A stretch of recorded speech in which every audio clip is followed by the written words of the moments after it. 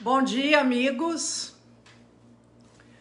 Em nome de Jesus, iniciamos mais um culto matinal dominical.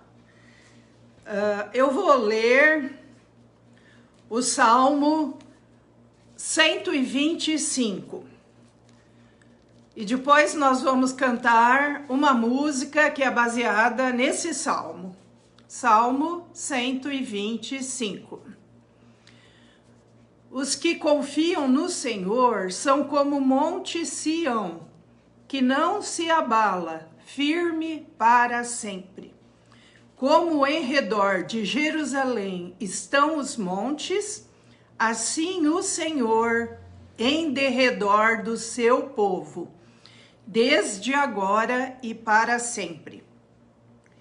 O cetro dos ímpios não permanecerá sobre a sorte dos justos, para que o justo não estenda a mão à iniquidade.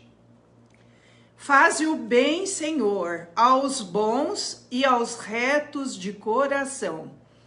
Quanto aos que se desviam para sendas tortuosas, levá-los-á o Senhor juntamente com os malfeitores. Paz sobre Israel.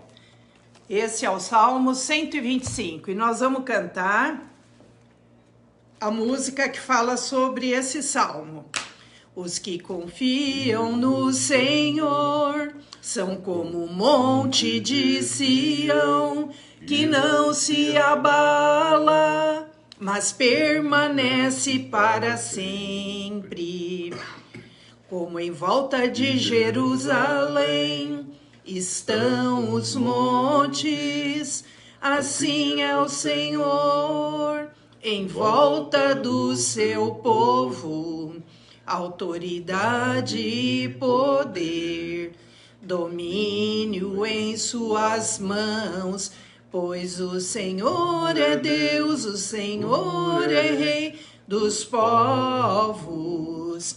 Calem-se diante dele a terra, dobre os joelhos, ergam as mãos, pois o Senhor é Deus, o Senhor é Rei dos povos. Calem-se diante dele a terra, dobre os joelhos, ergam as mãos, pois o Senhor é Deus, o Senhor é Rei dos povos. Não dá, sem Jesus não dá. Não dá, sem Jesus a gente tropeça, tenta levantar, mas não dá, sem Jesus não dá, não dá, sem Jesus não dá, não dá, sem Jesus a gente tropeça, tenta levantar, mas não dá. Sem Jesus não dá. Amém, irmão? Vale a pena confiar no Senhor, porque os que confiam no Senhor são como o monte de Sião, que não se abala, firme para sempre. Aconteça o que acontecer, venha o que vier, os que confiam no Senhor permanecerão inabaláveis. Por isso, vamos confiar, entregando a nossa vida a Deus, falando: Senhor, eu pertenço a Ti, eu entrego a minha vida nas Tuas mãos, eu confio em Ti e sei que o Senhor me protegerá, me abençoará e eu estarei sempre nos Teus braços, acolhido. Que tenhamos fé, certeza da nossa comunhão com Deus e que tenhamos uma fé inabalável. Vamos orar e depois eu vou estar passando a palavra para o estudo bíblico de hoje. Se você tem algum motivo de oração, Se você está com alguma ansiedade, com alguma preocupação, entregue agora na mão do Senhor e descanse nele. Senhor nosso Deus, nosso Pai, nós te louvamos, nós te agradecemos, porque podemos confiar no Senhor. Obrigado, Senhor, porque o Senhor prometeu nos abençoar, nos acolher e nos manter firmes. Ó Pai, louvado seja o teu nome. Queremos nesse momento entregar as nossas vidas. Sonda, Senhor, o nosso coração, vê se há em nós algum caminho mau e conduze-nos, Senhor, ao caminho eterno. Se estivermos equivocados em alguma coisa que estamos querendo, que o Senhor nos direcione para a tua vontade, para que a nossa vontade seja a tua vontade. Ó Deus, acolhe a cada um de nós, acolhe, Senhor, a cada um que está participando conosco desta oração. Recebe essa vida que está passando por preocupação, por tribulação. Ó Deus, dá a solução desse problema, dá a cura, Senhor, dá libertação para esta vida, porque no Senhor nós somos mais do que vencedores. Abençoa cada um de nós, Senhor, e que nunca venhamos nos desviar do teu caminho. Obrigada, Senhor, por cuidar de nós, dos nossos familiares, dos nossos queridos, e também entregamos aqueles que pedem as nossas orações, que eles também possam aprender a confiar no Senhor. Obrigada, Senhor, por mais esse domingo. Dá-nos a tua bênção, a tua orientação. Usa-nos, Senhor, como vaso de honra. Fala através de nós, ó Espírito Santo. Vem, Senhor, e fala, tanto para nós, como para cada um que está ouvindo. Encha, Senhor, a cada um do teu Espírito Santo. Em nome de Jesus. Amém.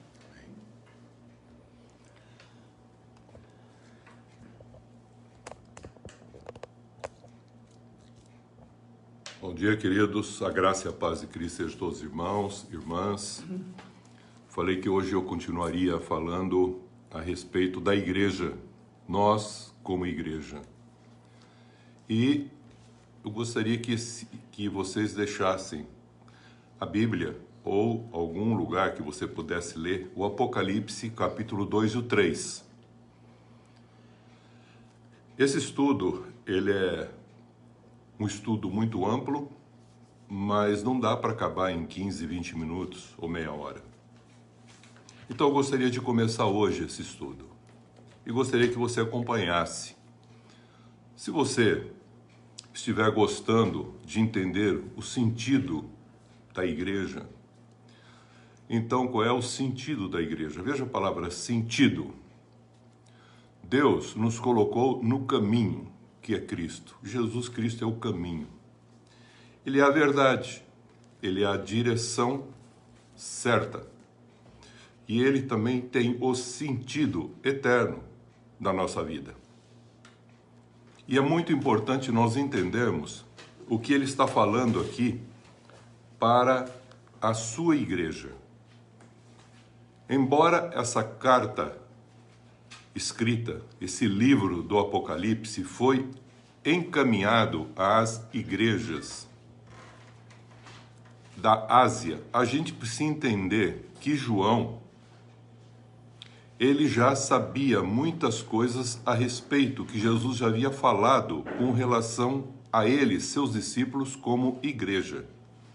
E agora ele está dando uma orientação, uma direção e o sentido correto para que a sua igreja realmente desfrute dessa condição, dessas bênçãos que ele já proporcionou para a igreja. No capítulo 1, já começamos falando isso a vez passada, eu só vou recordar um ponto que ele diz assim, que ele se revela para João ele se apresenta para João como um Jesus glorificado. E ele agora afirma no finalzinho do capítulo 1 que ele esteve morto, mas que ele reviveu e vive pelos séculos dos séculos. E diz que ele tem agora as chaves da morte e do inferno. Significa isso? Significa que agora você não tem mais que ter medo, nem da morte, nem das condições infernais, nem de tudo aquilo que são trevas, ignorância, porque ele abre agora, na unção do Espírito Santo derramado sobre a sua igreja, o entendimento e a compreensão de tudo que a sua igreja precisa saber para enfrentar dia a dia cada problema, cada dificuldade, cada situação.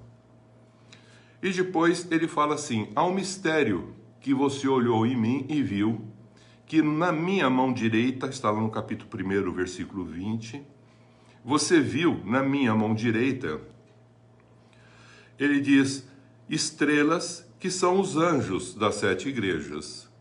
Você já viu na minha mão direita, 7 estrelas que são os anjos. E os 7 candeeiros, que são as igrejas.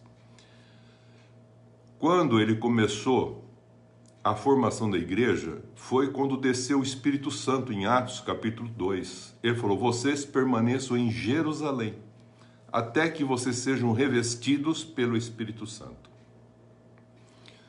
Essa afirmação dele é muito importante, porque ele começa exatamente o que ele havia pedido. Ele falou, eu quero que vocês levem essas boas novas a partir de Jerusalém, Samaria. Depois ele estende um pouco mais e fala, antes de Samaria fica uma intersecção. Ele fala, Jerusalém, cidade. Depois ele fala assim, Judeia. Tá vendo a intersecção? Judeia. Aí acabou aquele contexto ali na Palestina com relação ao povo judeu. Depois ele fala, Samaria, já é uma mistura dos povos judeu e gentílico. E depois ele vai até os confins da terra. E falamos a vez passada que as primeiras cidades que se encontram aqui na Ásia, que está descrita essas 7 igrejas, é literalmente falando para elas naquela oportunidade, mas a palavra de Deus ela é transcendente. E vendo o capítulo 2 e o 3, em que ele fala com a sua igreja, em todo tempo e em toda época, você vai encontrar que existem 2 formas de pensar a respeito disso. Uns que são dispensacionais vê isso como um período de tempo, cada igreja dessa.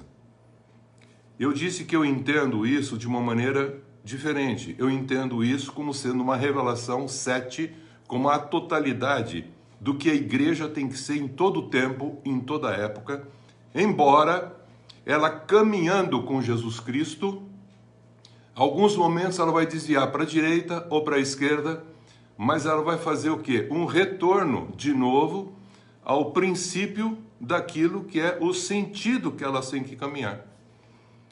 Sempre tenho falado muito que Deus deu exatamente o princípio e o fim. E nós devemos caminhar dentro desse plano em que nós não pertencemos ao divino, mas nós com o divino expressamos o divino segundo a sua vontade. Então a igreja, ela não tem uma missão própria. A missão dela é revelar a vontade de Deus e revelar o Cristo através de nós, para que o reino de Deus seja instaurado no coração das pessoas primeiramente, para depois ser plenificado quando as pessoas entrarem definitivamente nesse reino. Então aqui ele vai trabalhar exatamente a igreja e a revelação de Jesus glorificado para ela. Então, preste atenção, vou começar hoje alguns pontos e não vou ter a pretensão de concluir, porque senão vou correr e eu não vou conseguir transmitir a essência do que a igreja é, do que ela não pode ser e os cuidados que ela tem que ter. Então Jesus está orientando isso. Capítulo 2 e o 3, ele fala tudo a respeito da igreja. E o que é interessante, veja como tem 4 pontos assim bem distintos. Primeiro ponto, se você pegar o capítulo 2, que vai ser comum para todas elas, vai se repetir sempre da mesma maneira, você percebe que Jesus faz a seguinte consideração. O Jesus glorificado, que já havia falado para a sua igreja muitas coisas, e agora ele repete, porque agora ele, que começou em Jerusalém, que passou pela Judeia, que se estendeu para Samaria e alcançou a Ásia, a Europa, até os confins da terra, e chegou até nós, esse evangelho, nós precisamos hoje entender o que ele estava falando naquela época e entender a transcendência disso para o nosso momento, a nossa época presente. E vamos ver, por incrível que pareça, como a palavra de Deus é viva e eficaz, mais cortante do que uma espada de dois gumes, que é capaz de separar alma e espírito e revelar o coração das pessoas para que elas possam entender qual é o propósito de ser da igreja. Ele começa falando, primeiro ele faz assim, que ele, glorificado, ele se dirige ao anjo da igreja. Veja como é interessante. Quem é o anjo da igreja? Está vendo que ele não dá nome. E não dando nome, ele está falando, em todo o tempo, em toda época, aquele que com a maturidade do conhecimento revelado de Deus, do evangelho que foi chegado até eles, crescendo em santificação e em comunhão com Deus, na unção do Espírito Santo, crescendo nesse processo, ele se torna uma pessoa, um pai espiritual para ajudar as demais pessoas. Então é muito interessante nós entendermos, primeiro, quem é o anjo da igreja que ele está falando. Para aquela época, era o responsável, veja a palavra, responsável por uma igreja de um lugar específico que ele menciona. E ele fala ao anjo da igreja. Mas ele não fala que a igreja é desse anjo. E o que nós vemos hoje é que vai se perdendo o que Jesus disse. E a gente vai interpretando o que ele não disse.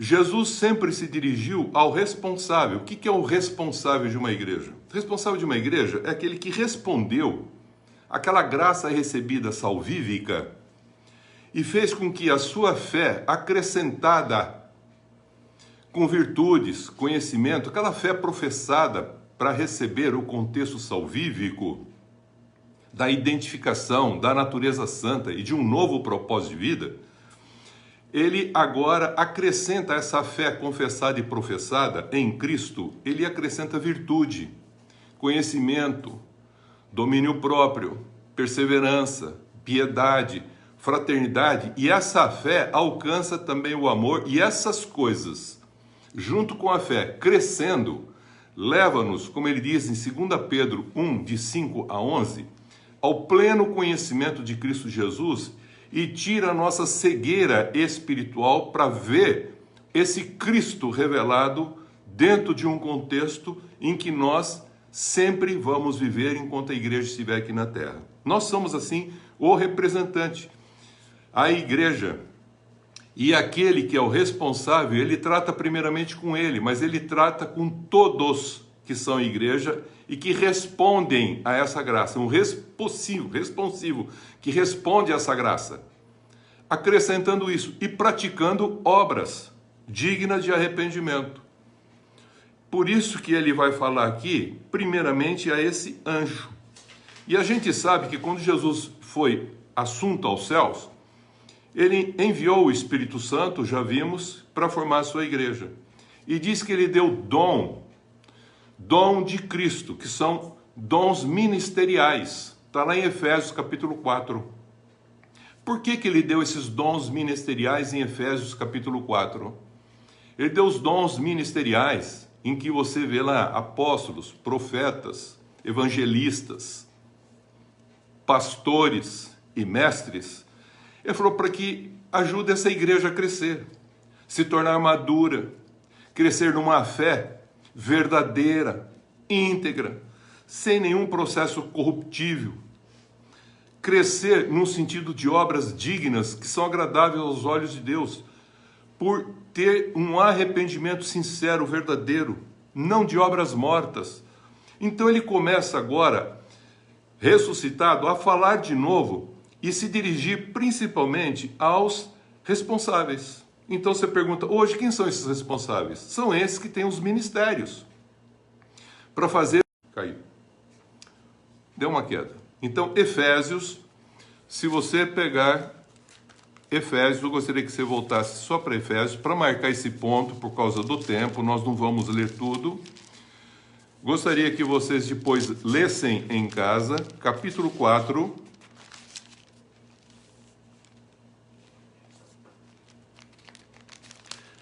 Você percebe que a partir do versículo 11, ele diz assim, e concedeu, com esse dom que ele deu, uns para apóstolos, outros para profeta, para evangelistas, outros para pastores e mestres, e veja o que ele fala, com vista ao aperfeiçoamento dos santos, para o desempenho do seu serviço, para a edificação do corpo de Cristo, que é a sua igreja. E ele continua, até que todos cheguemos à unidade da fé, até que todos cheguemos à unidade da fé. E você percebe que a igreja, embora tenha fé, não tem unidade. Porque cada um interpreta como bem entende. Vão esquecendo e criando outras doutrinas e permitindo e levando outros pensamentos, até mesmo sofismáticos, religiosos, e até mesmo de amor, de forma de viver, que não é uma mentira. São pessoas verdadeiras, que acreditam no que estão falando no contexto religioso. Mas é um sofisma, é uma pseudo-verdade. E ele diz, para que isso? Para chegar na cidade da fé, do pleno conhecimento do Filho de Deus. É aquilo que eu falei. Precisa essa fé que foi confessada e professada em Jesus Cristo para a condição da salvação, que Paulo fala em Romanos. Ele fala, acrescenta essa fé. E Pedro completa, virtude, conhecimento do homem próprio, para essa fé alcançar o amor ágape. Se não alcançar o amor ágape, não tem um significado maior para a nossa vida. Tudo isso que as pessoas possam fazer.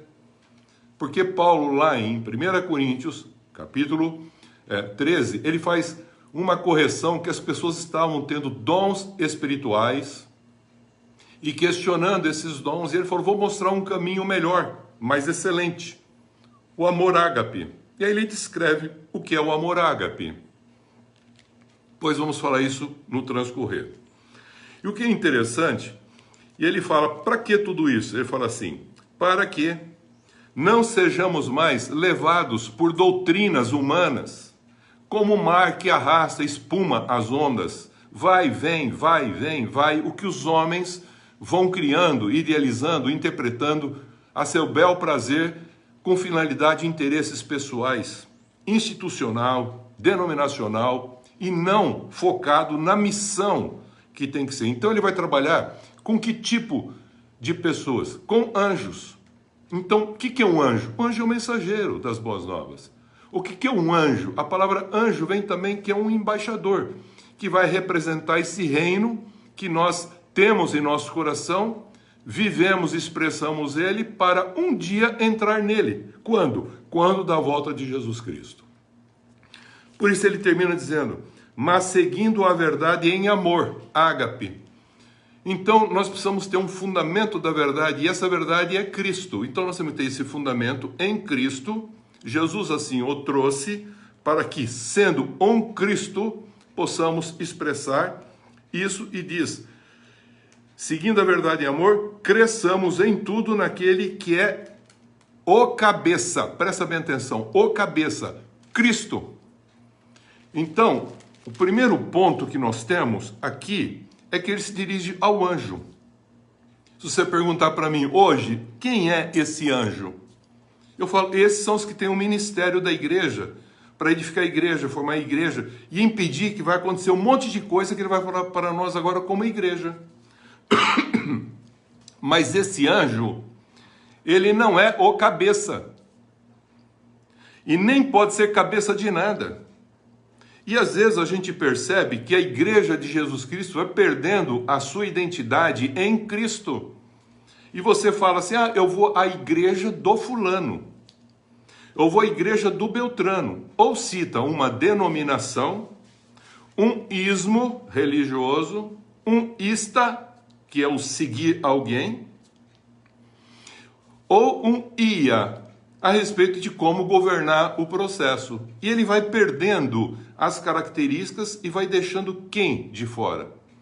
Fica sendo uma pessoa pró-Jesus, mas um anti-Cristo, porque ele não revela a essência do que ele falou. Cristo como cabeça.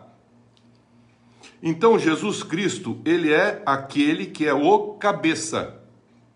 E a cabeça da igreja. Então, ele é o que comanda a igreja. E ele diz como ela tem que ser. Por isso que ele se dirige ao anjo. Para que esse anjo, veja, não se desvie. Então, ele não está falando para a igreja como um todo. Ele está falando para as pessoas maduras, pais, os pais da igreja, para que esses pais cuidem dessas ovelhinhas, desses cordeirinhos, como ele falou para Pedro. Cuida das minhas ovelhas, não é das suas. Porque senão você vai entrar por um caminho e, na realidade, você vai se desviar para a direita e para a esquerda. E se você desviar e não converter, fazer uma conversão, se arrependendo, você, na realidade, vai acabar perdendo o contexto do caminho. Você vai estar em Cristo, numa direção certa, falando da importância do amor, da santidade, da caridade, do trabalho, de tudo mais, mas o sentido você não tem. Você acaba tendo sentido para você porque você passa a interpretar a palavra de Deus como você quer. E Jesus não falou isso, nós vamos ver tudo isso. Mas Jesus veio dar sentido à vida da igreja, que somos nós. Então, presta atenção. Jesus, vou falar bem devagar, Jesus, ele não veio exatamente para fazer como você quer. Ele veio para dizer como ele quer que você faça. E muitas vezes as pessoas acham, dentro do contexto religioso cristão, um sentido para a vida da pessoa, dela, de interesse próprio. E ele falou que ele não veio fazer isso, ele veio dar sentido à vida.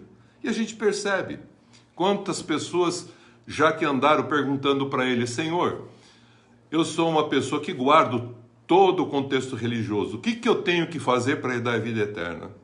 Quantas pessoas na igreja ainda hoje perguntam: o que ainda tenho que fazer para que eu possa ir para o céu, herdar a vida eterna, estar em comunhão eterna com o Pai? Será que eu preciso fazer alguma coisa a mais? Eu tenho que realizar alguma coisa a mais? Ele falou: não, você tem que ser uma pessoa à semelhança de Cristo.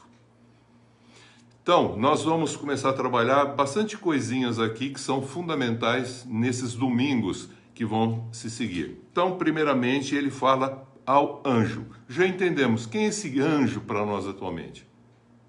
São os responsáveis pela igreja. Segundo ponto, você vai ver que ele se revela a esse anjo. Por que ele se revela a esse anjo? Eu vou começar aqui no capítulo 2:1. Eu vou caminhar assim bem devagar, mas para fundamentar tudo que ele está falando com a igreja, para você, no transcorrer da semana, depois leia esses capítulos e você, concomitantemente, deixa o Espírito ir trabalhando e muito mais do que eu estou falando, o Espírito falará ao teu coração, meu irmão e minha irmã, em Cristo Jesus. Aí ele fala assim: ao anjo da igreja, aí ele cita o lugar, Éfeso. Porque o lugar tem uma importância, nós vamos ver mais para frente um pouquinho. Ele diz assim: estas coisas diz aquele que. Aí ele se revela para esse anjo, que é o responsável lá da igreja, que tem um ministério específico. Ele diz: eu sou aquele que conservo na mão direita as 7 estrelas e que anda no meio dos 7 candeeiros de ouro. Ele está dizendo o quê? Não temas. Eu sou aquele que morreu e ressuscitou. Eu tenho a chave do inferno e da morte. A morte não tem mais autoridade. Então eu quero orientar a igreja para ter essa intrepidez de viver plenamente a graça sem medo algum. E o que ele fala para esse anjo? que ele é o que tem a autoridade para mandar. E não é o anjo que vai dizer para ele o que vai ter que fazer, mas é ele que vai dizer no Espírito Santo, com um anjo, o que ele tem que fazer. E como que ele vai orientar cada um de nós no momento da história que somos responsáveis. Então ele está falando com quem aqui? Está falando por aqueles que fundam uma igreja. Está falando por aqueles que evangelizam. Está falando com aqueles que são pastores, que pastoreiam na igreja. São aqueles que falam das doutrinas, que fazem o ministério do ensino na igreja. Ele falou, olha, vocês, eu quero conversar com vocês. Porque eu falo com a igreja como um todo, mas vocês são os responsáveis. Responderam e receberam um ministério e dons especiais para preparar essa igreja, fazê-la crescer e não viver uma vida medíocre religiosa. Porque eu já falei que Jesus não veio trazer uma religião a mais, ele não veio trazer um ismo a mais. O cristianismo não é um ismo a mais. O cristianismo é um Cristo expressado e revelando quem Jesus é através de cada um que é cristão. Então, ele não veio trazer uma opção a mais religiosa para você escolher entre os ismos se você quer ser um cristão. Não, ele veio trazer um estilo de vida, a expressão de uma cultura e de um reino, para que você expresse isso de uma maneira plena. Então, o segundo ponto, ele fala, eu vou me revelar a esse, para ele nunca esquecer que ele não é cabeça, e que ele tem a autoridade, que eu deleguei para ele, mas ele não tem o poder de ser cabeça, mas ele tem a autoridade. E você vê que às vezes tem membros da igreja que dizem, eu não sou mais cauda, agora eu sou cabeça. Eu fico preocupado com isso. E às vezes questiona a autoridade constituída, dificulta a vida da autoridade constituída. Mas não quer dizer que esse membro que está na ignorância, ele vai, na realidade, afetar aquele que é o pai da igreja. Mas se afetou e fez com que ele agisse de uma maneira diferente ao que Jesus está revelando, ele vai mostrar a primeira coisa aqui. Ele se torna algo de que quer o poder e não a autoridade para servir. Ele quer o poder para ser servido. Então ele quer pessoas leais, que sigam o que ele diz, a doutrina que ele impõe, os dogmas, o rito, a liturgia, e na realidade ele não deve fazer isso, porque ele não foi feito para isso. Por isso que Jesus começa dizendo, em cada carta dirigida a uma igreja, que é uma carta só, que está num contexto de um livro que foi enviado para todas as igrejas, ele faz essa afirmação. Se revela a esse anjo para ele nunca esquecer quem é que está falando com ele. E ao mesmo tempo que ele se revela, ele dá a conhecer, é a terceira coisa que ele faz. Ele dá a conhecer a condição do anjo. Então ele fala com o anjo, dá a conhecer a condição do anjo, dá uma consciência para ele entender o que está acontecendo. E você vê aqui na sequência, pegando já esse capítulo 2:1, ele fala assim, conheça as tuas obras. Está vendo? A importância das obras. Não falou conheça a tua fé. A fé que não vai para o amor e que não redunda numa prática de obras digna de arrependimento, não tem significado. Ele fala, conheça as tuas obras. Assim, a obra aqui é trabalho. Assim como o teu labor. O que é o labor? É um trabalho sofrido para cuidar de tudo que está acontecendo. É um trabalho para que aquela obra que está sendo realizada seja uma obra viva, com pessoas e não com coisas. Como a tua perseverança. Veja, é uma pessoa que tem perseverança. Que você pôs à prova os que a si mesmos se declararam apóstolos e não são. Como se fossem fundadores de uma igreja que não é a de Jesus Cristo. Que fundaram igrejas para si mesmos. Que fundaram igrejas com interesse, outros, como nós vamos ver no transcorrer da explicação que ele faz aqui para nós, que está vivo até hoje dentro de um contexto da própria história da igreja na humanidade. E se declaram apóstolos, pegam títulos para si, se dizem profetas e não são, e vocês acharam eles mentirosos. Veja, e ele fala, e tens perseverança, e suportasses provas, por causa do meu nome, por causa de Cristo. Por causa de Cristo você passou por tudo isso. E diz, e não deixasses se esmorecer. Você vê aqui a descrição de uma igreja, presta atenção, meu irmão, de uma igreja que você fala ortodoxa, cuidadosa, perfeita quanto aos seus dogmas, suas doutrinas cristãs, fundamentação, pondo à prova, sendo provado, não esmorecendo, vencendo. Mas veja que Jesus vai e fala para esse, tenho, porém, contra ti que abandonaste o teu primeiro amor. Pronto. Veja como ele começa falando para a igreja de Éfeso, como eu já disse domingo passado, que é a igreja onde que Paulo preparou exatamente esse ir para até o confim dos mundos, para o contexto que ele está falando para os gentílicos. E ele deu agora a condição de expressar esse reino de Deus para todas as pessoas em todo o mundo. Começou em Jerusalém, com os judeus, não aceitaram. Judeia, Samaria, para as pessoas agora misturadas culturalmente. E agora ele fala para aqueles que são diferentes em todo sentido da cultura. Por isso que nós levamos o evangelho, as boas novas, para as pessoas, sem mexer na cultura.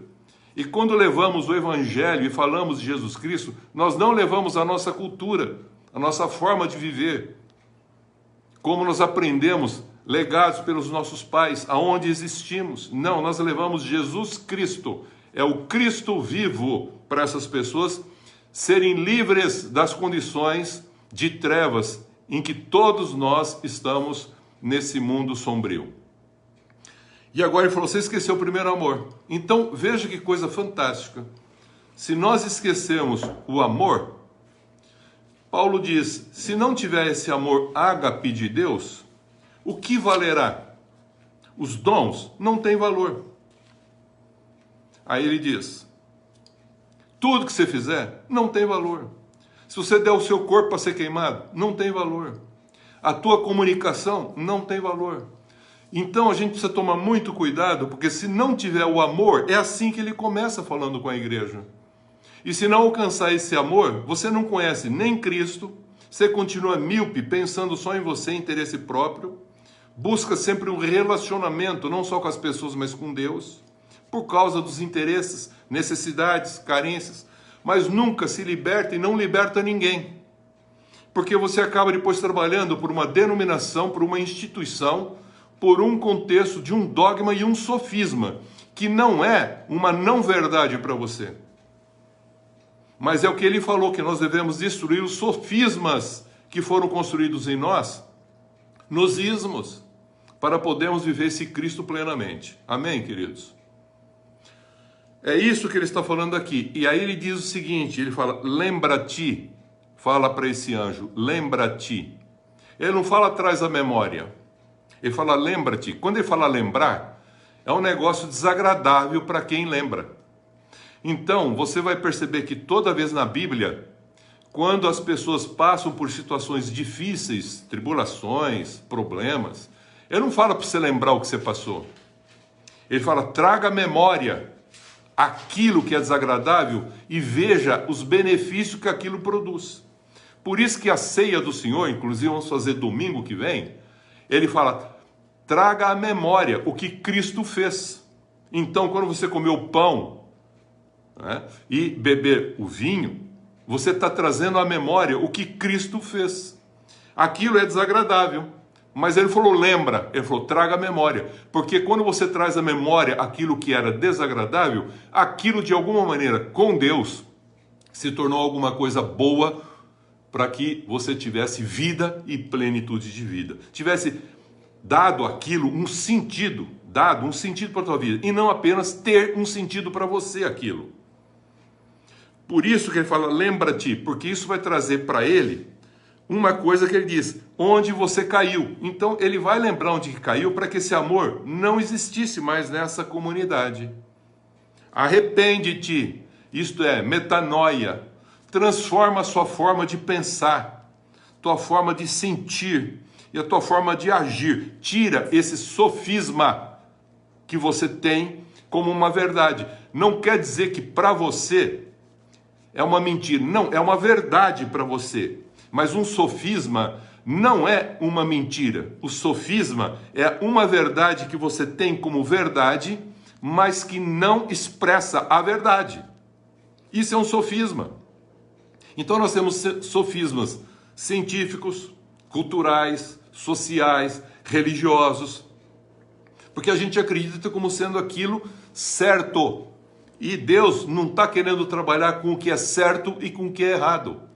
Ele quer trabalhar com o que é bom, o que é santo, o que é puro, o que é justo. É isso que ele quer trabalhar. Então ele começa a fazer algumas orientações, correções, e pede para que aquele anjo, aquele responsável da igreja, para que a igreja não seja inteiramente contaminada, porque eles vão olhar para ele como o dirigente, o responsável, e ele vai ser um balizador de uma referência.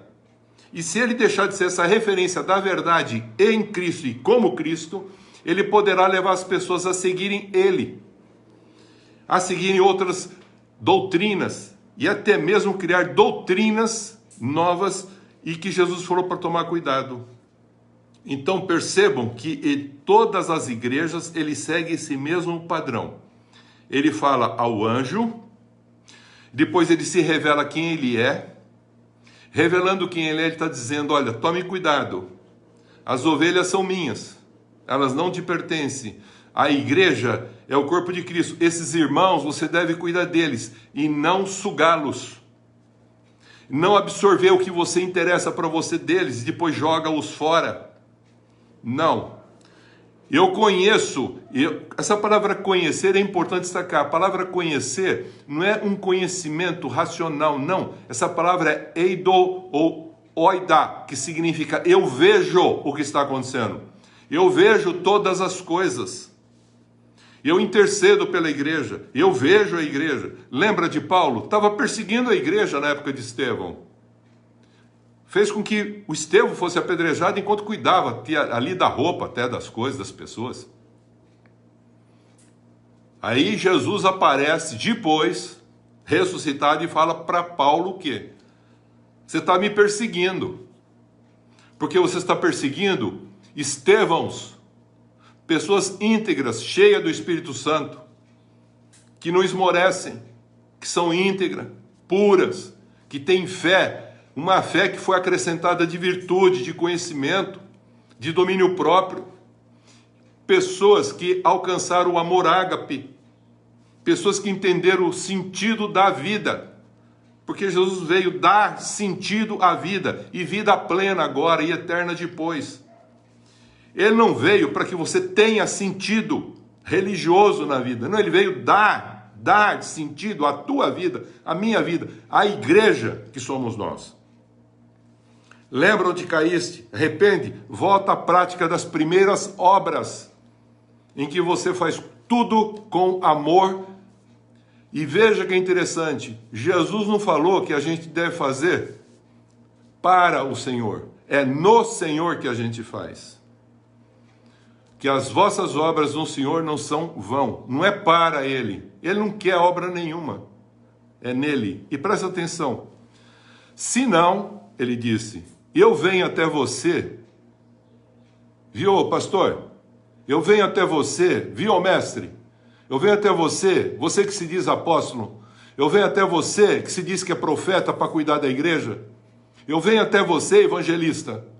Se você esquecer o que eu estou falando aqui para todas as igrejas, em qualquer momento da história, enquanto ela permanecer aqui na terra, eu venho aqui, por falta de você não ter amor, sabe o que eu vou fazer? Tudo mais que você fizer não tem sentido, mas eu venho para tirar, mover do seu lugar o teu candeeiro. vou tirar a tua luz, vou tirar o teu espírito, não para que você não mais faça para mim. Você vai continuar com o teu dom profético, com o teu dom apostólico, com o teu dom de pastor, com o teu dom de evangelista, com o teu dom de mestre. Você vai ter esse dom, sim. E não é revogável isso. Deus dá, Ele não tira. Mas o meu espírito não vai estar sobre você, mas você vai continuar exercendo esse dom. E exercendo esse dom, você pode levar não só você para um afastamento de um desvio de Deus, ou para a direita ou para a esquerda, e não permanecer no sentido do caminho que é Cristo, e levar outras pessoas a entrarem por esse mesmo caminho, porque você deixou de levar essas pessoas para que esse Cristo fosse conhecido. Não é trazer as pessoas para Cristo, é levar com a sua vida, com a expressão de um Cristo em você, de um Cristo para elas verem em você, tenho vontade de imitar. Como nós imitamos Jesus Cristo? Eu vou mexer no teu candeeiro. Se você não se arrepender, você está ouvindo, ministros? Eu quero falar com vocês hoje. Estou falando comigo primeiro. Eu recebi a condição de mestre. Eu já recebi convite para ser pastor. Não fui chamado por Jesus para ser pastor. Eu fui chamado para ser mestre. Tenho meu tempo de vida já. Está acabando o meu tempo de vida. Eu quero deixar isso registrado. É com você que tem os ministérios, dons de Cristo que receberam, mas que muitas vezes usam de títulos, e nós vamos ver isso na sequência, para ser servido, e não do título para servir, porque o maior do reino não é o que é servido, é o que serve. Então nós vamos ver que tem doutrinas que apareceram aqui no sentido das pessoas fazerem o quê? Eu quero ser servido. Eu quero ter um título. Eu quero ter um tapete vermelho. Negue-se a si mesmo. Tome a sua cruz e siga Jesus. E isso daí não é algo para você ficar se engrandecendo com isso, não. É para você poder inspirar outras pessoas. Porque você indo para a cruz, você inspira o velho homem interesseiro que nós somos. Para você expirar as outras pessoas a quererem ser também uma expressão de Cristo nessa vida. E o que é interessante, ele acaba agora. Para todas elas, ele vai seguir essa mesma sequência. Vou repetir. Primeiro, ele fala com o anjo da igreja, porque é o responsável pelo contexto. Depois, ele se revela quem é que fala, para que o anjo nunca esqueça que ele não é cabeça, que ele é parte do corpo, e ele tem que cuidar do corpo como ele cuida dele mesmo. Porque se ele amar a si mesmo, ele vai amar o corpo a si mesmo, mas não como ele ama, mas como ele foi amado por Jesus Cristo e por Deus, que é o amor ágape, sem interesse algum. Então ele vai fazer isso com amor desinteressado. E depois ele fala as coisas que ele vê, que ele chama de conhece, que a palavra é ver. Ele vê, ele percebe, ele sabe tudo o que está acontecendo. Porque ele está constantemente conosco, ele sabe tudo que está acontecendo. Depois ele corrige, ele orienta, mas vai ter momento em que ele não vai falar nada para um anjo da igreja. E quando que ele não vai falar nada para um anjo da igreja? Nós vamos ver na sequência agora. E aí ele fala uma coisa que é muito interessante. Caso tenha alguma coisa, lembra. Não é traga a memória, não. Lembra. Vou dar mais um exemplo. José passou por muitas coisas, mas quando ele encontrou com os irmãos, ele não lembrou por tudo que ele passou. Ele apenas trouxe à memória que tudo aquilo tinha um significado bom para salvar não só ele, mas a família dele. Salvar um povo, o povo de Israel. O pai, os irmãos, e aí todos se abraçaram. Houve o quê? Comunhão, houve o amor, porque ele entendeu exatamente que a vida dele não é para ficar trazendo lembranças, mas é para fazer das lembranças que não foram agradáveis uma compreensão clara de trazer à memória que aquilo tem um significado. Porque para Deus, eu disse, todas as coisas que Deus dá para nós contribuem para o nosso bem, quer sejam as coisas boas e as coisas ruins. O Salmo 23. O Senhor é o meu pastor, nada me faltará, de bom e de ruim, para que a gente possa crescer, passar pelo vale da sombra da morte, mas depois sentar numa mesa e comungar com os inimigos, dar pão para os inimigos, dar água para os inimigos, porque Ele quer que nós cresçamos e possamos expressar essa essência de quem somos. É Cristo em nós, a esperança da glória. É isso que Jesus veio trazer, uma identidade com esse Cristo, com uma natureza santa e com um sentido de um propósito que dá vida à nossa vida como igreja. Porque muita gente chega no final da vida, mesmo religioso, ele fala, não teve sentido a minha vida. Por que não teve sentido? Porque ele buscou seus interesses. Mas se ele fez aquilo por amor, a vida deu sentido. E ele falou, valeu a pena. E agora eu vou para o papai prestar conta. E como é que ele termina? Ele termina dizendo assim, quem tem ouvidos, presta atenção que ele termina, o versículo 7. Quem tem ouvidos, ouça o que o Espírito Santo diz às igrejas. Ele não está falando para essa igreja agora. Essa promessa que ele vai dar não é para essa igreja. Veja como ele fala para as igrejas de uma maneira geral. Porque ele trata com o pastor, com o apóstolo, ele trata com os que são ministros. E já vimos em Efésios 4 o que significa isso. E aí ele fala, quem tem ouvidos, ouça que o Espírito diz às igrejas. Ao vencedor e o vencedor. Aí você fala, ao vencedor, vencedor do quê? Ele falou, dar-lhe-ei. Que se alimente da árvore da vida, que se encontra no paraíso de Deus. Há uma promessa. Aí você fala, o vencedor do quê? É o que Paulo falou. Corri a carreira, guardei a fé. É um vencedor. Chegou no final da vida e agora tem a coroa da ressurreição e da vida eterna. Então ele falou assim, tens contudo a teu favor algumas coisas, mas tem também alguns problemas que eu preciso corrigir. Então ele sempre vai corrigir. E ele fala, arrepende-te.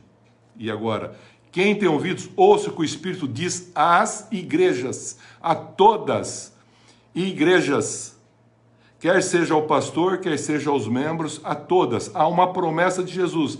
E quem é o vencedor e é o vencedor? Ele está se referindo quem tem ouvidos, indefinido, ele não está falando agora especificamente. Ouça o que o Espírito diz às igrejas, para que ela entenda se você é ou não o dirigente mor, mas que você também tem dons espirituais. Você tem que lembrar que você tem que amar com o amor que Deus amou, e não amar como você ama, ou tem interesse por aquilo que está amando. Então veja, ao vencedor é aquele que ouve. O vencedor é aquele que ouve o que Jesus glorificado está falando às suas 7 igrejas, isto é, à totalidade da igreja. Mas ele se dirige ao responsável, mas ele fala a toda a igreja. Seguindo, versículo 8, eu vou parar aqui hoje, ele diz assim, ao anjo da igreja de Esmirna, escreve. Ele escreveu para uma igreja lá da Ásia, sem problema nenhum. Literalmente é esse fato. Transcendentemente, ele quer dizer uma verdade, porque a palavra de Deus é viva e eficaz. E ela é eterna.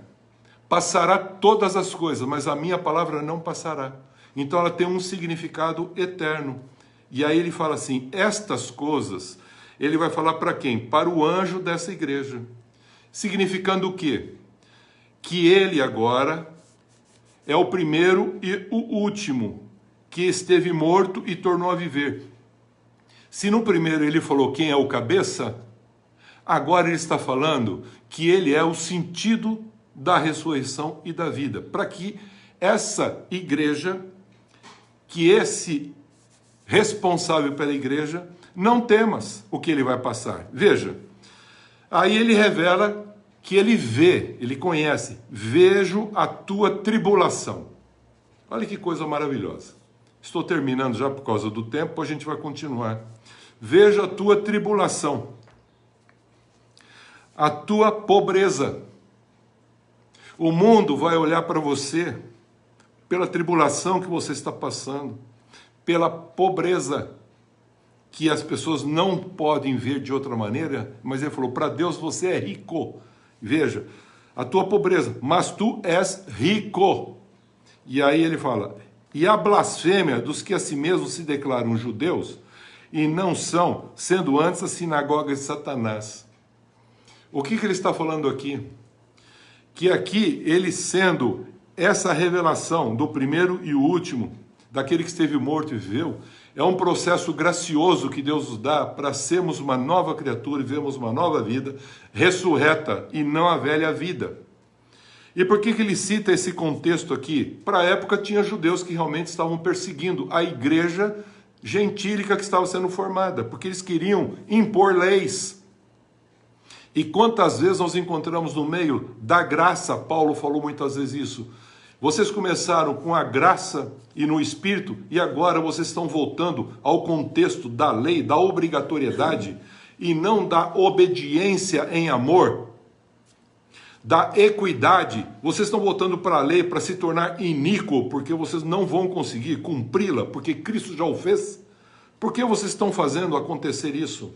É isso que está falando. E são aqueles que blasfemam quando você vive na inteira graça dessa nova vida ressurreta. É isso que ele está falando para esse anjo. Não temas, é o versículo 10. Não temas as coisas que tens de sofrer. E por que tem que sofrer? Porque nós já vimos que ele vivendo o amor ágape dá uma descrição no capítulo 13, em que ele fala que tudo sofre, tudo crê, tudo espera, tudo suporta. Esse amor jamais acaba. E ele falou, você tem que passar por esse contexto. E esse contexto de uma tribulação de um tempo indefinido, é um tempo que passará. Então, a tribulação é a condição em que você passa. Mas o Paulo fala, somos tribulados, mas não angustiados. Porque a angústia é a estreiteza do espírito. Veja, uma pessoa que está passando por isso, você vai ver que é uma igreja que ele descreve que não tem um senão. Quem está passando por tribulação está com estreiteza do espírito, mas ele está firme no espírito porque ele declara. Porque ele fala, você não tema. Quem está falando com você é aquele que já ressuscitou, é aquele que está cuidando de você, aquele que governa, é aquele que está com você no braço, e você é a extensão desse braço, porque você é o responsável. E eu cuido de você e cuido da igreja que é minha. Não fica preocupado em querer cuidar da igreja. Eu cuido dela. Então, entenda o que eu estou falando, e ele fala o seguinte, vai passar por um contexto de tribulação, de 10 dias. Por que 10? Por um tempo que às vezes indefine, mas que acaba. E aí ele fala, ser fiel até a morte. Ser fiel, continua fiel. E a fidelidade é muito mais do que um contexto de lealdade. Já vimos isso. Então ser fiel até a morte. E dar-te a coroa da vida. Depois que ele expressa isso, ele vai falar que a igreja vai estar constantemente passando por dias difíceis, e também vai passar por problemas de tribulação, mas não vai ficar com angústia. E ela não vai ficar preocupada com o dia seguinte. Isto é, não vai andar ansiosa. Por quê? Vivendo o reino de Deus, você não anda ansioso, porque você sabe em quem você tem crido. E quem é que está governando? Quem é o cabeça? Quem é que comanda? Então você tem agora que fazer o quê? Expressar esse comando de uma maneira íntegra. E ele fala assim, então não temas. Fica tranquilo. E aí ele dá o contexto final. Quem tem ouvidos, ouça o que o Espírito diz às igrejas. O vencedor, de nenhum modo, sofrerá o dano da segunda morte. O que ele está falando aqui? As pessoas poderão até matar fisicamente o corpo, mas eles não podem matar o homem ressuscitado interior que cresce dia a dia. Nunca vão acabar com esse homem interior que somos nós. A igreja, o Cristo vivo em cada um de nós. Ele falou, isso não acaba. E haverá uma ressurreição. E ele diz, nessa ressurreição, o corpo vai integralizar e nós seremos agora transformados e sermos um vencedor. E nós não vamos passar pela segunda morte, que é o julgamento e o afastamento de Deus. Nós vamos ressuscitar na primeira ressurreição, com graça, na vinda de Jesus. e ele levará aqueles vivos ainda da sua igreja que não morreram em Cristo para ressuscitar, mas será arrebatado da sua igreja para encontrar o Senhor nos ares. Quero parar aqui e vou continuar domingo que vem a respeito do que ele está falando para nós como igreja, a quem ele está se dirigindo, não só o dirigente, mas a toda a igreja. As promessas são para todos os da igreja. E para a gente entender o que somos como igreja, que vamos passar como igreja e que não devemos fazer para que o nome dele não seja maculado e que a gente expressa realmente o que a igreja expressa. O amor do Pai, a revelação do Cristo e a comunhão do Espírito Santo. É assim que os apóstolos terminavam abençoando a igreja. Que o amor de Deus Pai, que a graça que há em Cristo Jesus, que a comunhão e a consolação do Espírito Santo permaneça sobre cada um de vocês e que vocês expressam essa graça recebida para a honra e glória do Deus Pai. Era assim que terminava com a bênção apostólica. Amém, queridos? Amém. Agora, nós todos, né, estamos ouvindo bastante esses dias agora, né? Orem agora, essa semana, orem pelo Brasil. E eu quero agora, né, pedir para cada um de vocês, vamos estar orando realmente, não pelo Brasil, mas vamos estar orando por nós, pela misericórdia de Deus para as nossas vidas, para que como brasileiros nós sejamos verdadeiramente cidadãos dos céus, porque nós somos cidadãos da terra, mas que nós possamos nos revelar como cidadãos do céu, pedindo a Deus sabedoria e que Deus nos guarde em cada momento. Vamos realmente estar orando essa semana, orando mais do que nós já oramos, tendo realmente momento de estar orando, refletindo. E não é só o Brasil, é todo mundo está passando por tribulações. É um ódio que impera em todo o planeta, através da internet, e um contra o outro. Então vamos refletir no que Jesus quer de nós, o que Jesus verdadeiramente ensinou, para nós não ficarmos, como Michel falou, preso nos nossos sofismas, e que não é a verdade que Jesus verdadeiramente quer de nós. Oremos pelo Brasil, sim, para que tenhamos paz, para que o Senhor nos guarde, para que o cristianismo continue firme e que não sejamos enganados. Vamos colocar a nossa vida na presença de Deus, confiando nele. Eu vou estar orando agora, né? E depois nós vamos fazer a oração pedindo a bênção da semana para nós. Senhor nosso Deus, nosso Pai, santificado seja o teu nome, Senhor. Venha o teu reino, seja feita a tua vontade, assim na terra como nos céus. E o pão nosso de cada dia nos dai hoje. Perdoa as nossas dívidas, assim como nós perdoamos aos nossos devedores. E não nos deixe cair em tentação, mas livra-nos do mal, pois teu é o reino, o poder e a glória para sempre.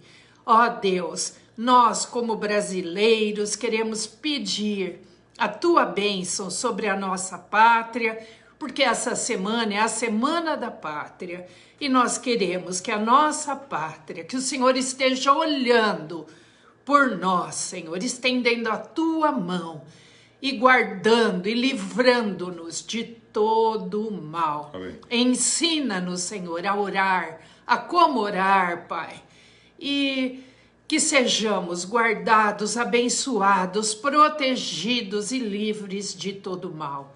Abençoa cada um que participou desse momento conosco. Abençoa a cada família representada, onde tiver um querido nosso, que ele seja abençoado. E a todos aqueles que ainda vão ouvir essa mensagem, essa palavra, vem Espírito Santo e atua em cada um de nós. Obrigada, Senhor, por tudo, em nome de Jesus. Amém. Amém. Vamos cantar uma música? Não, cantar assim, ó, essa paz, quer ver? Tem uma música, né, que é essa paz que sinto em minha alma, não é porque tudo me vai bem. Essa paz que sinto em minha alma, não é porque tudo me vai bem. Essa paz que sinto em minha alma, é porque eu louvo ao meu Senhor. Não olho circunstâncias, não, não, não. Olho seu amor, seu imenso amor. Não me guio por vista, alegre estou. Não olho circunstâncias, não, não, não. Olho seu amor, seu imenso amor. Não me guio por vista, alegre estou. Essa paz que sinto em minha alma, não é porque tudo me vai bem. Esse gozo que sinto em minha alma, é porque eu louvo ao meu Senhor. Não olho circunstâncias, não, não, não. Olho seu amor, seu imenso amor. Não me guio por vista, alegre estou. Não olho circunstâncias, não, não, não. Olho seu amor, seu imenso amor. Não me guio por vista, alegre estou.